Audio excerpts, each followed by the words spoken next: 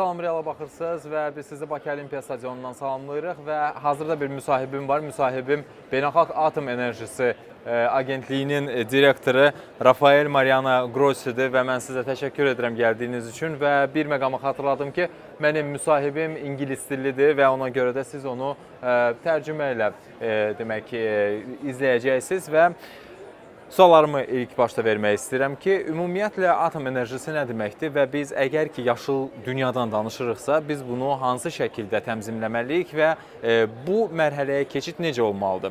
First, thank you so much for joining us in our studio. So my first question is about the atom energy. So Yes. what is this? So, and we are talking about the renewable energy. Yes. We are talking about the green conversation. So what is the transition for this? Yeah, indeed. What is the IAEA or the nuclear energy doing here at the COP? Well, you know, last year, the previous COP, the final global stocktake agreed that nuclear energy should be accelerated alongside renewables. So what is this?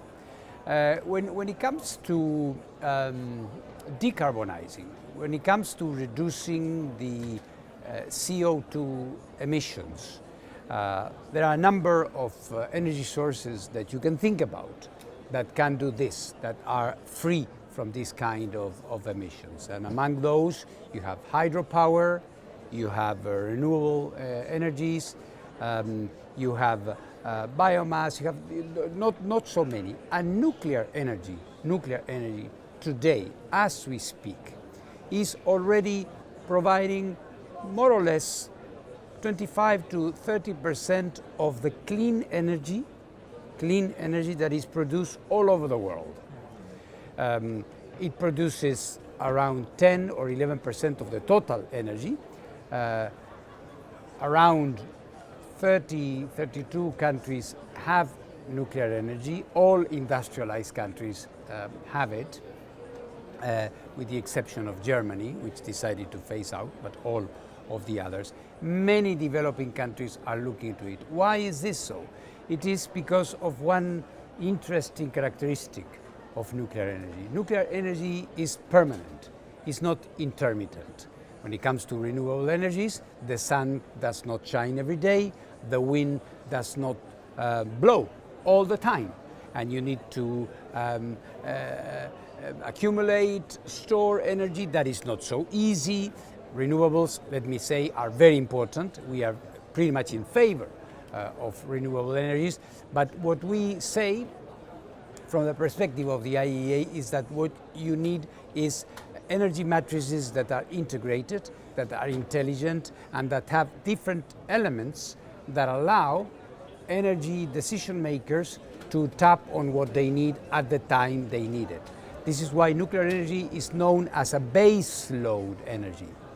It's this energy that provides you with a socle upon which you can have a very stable base. So this is why big economies rely heavily on nuclear energy, and now, interestingly, you have a number of countries, including Azerbaijan, that are looking with interest to nuclear energy. How can we integrate some percentage of nuclear energy to the mix? So in which sectors we can use this nuclear energy? For example, agriculture, food? That is another part of the story. One thing is nuclear energy, energy production, power, like we are discussing just now. Yeah. Then nuclear science and nuclear technology, what we call nuclear applications, come. And this is where nuclear, for example, let's go for day-to-day life examples. Nuclear medicine, radiotherapy, that is nuclear, all right? It's nuclear applied to cure cancer or to address different cardiopathies and other things. Nuclear techniques allow you to help in agriculture, to develop through certain techniques crops that resist drought, high temperatures, lack of water, pests. Nuclear energy through irradiation allow you to control insects that are spreading diseases like dengue, malaria,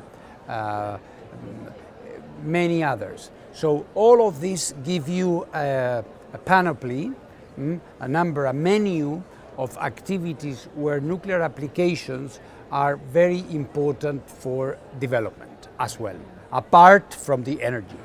So it's a big scale.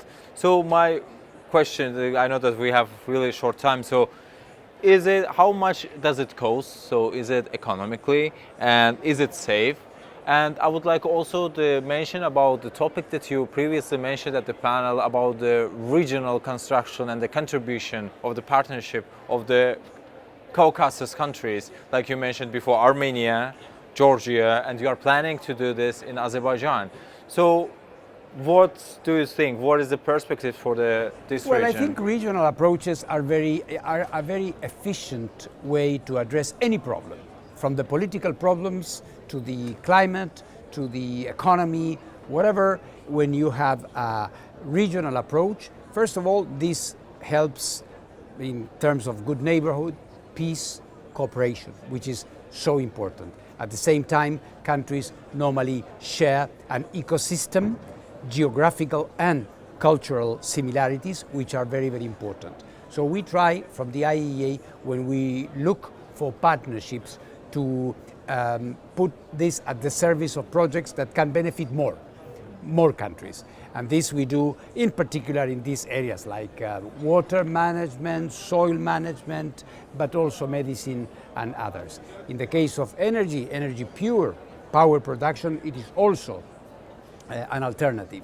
You know that when it comes to nuclear, we have developments in this area that are offering new products, smaller reactors that are easier to acquire, less costly, that can be shared in different regions. So there is a variety of modalities that are very suitable for the kinds of challenges that we are having today.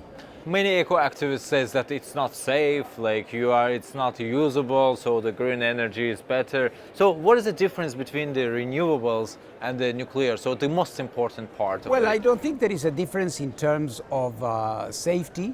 When it comes to the safety record of nuclear energy, it has a safety record that is comparable and perhaps in some areas better.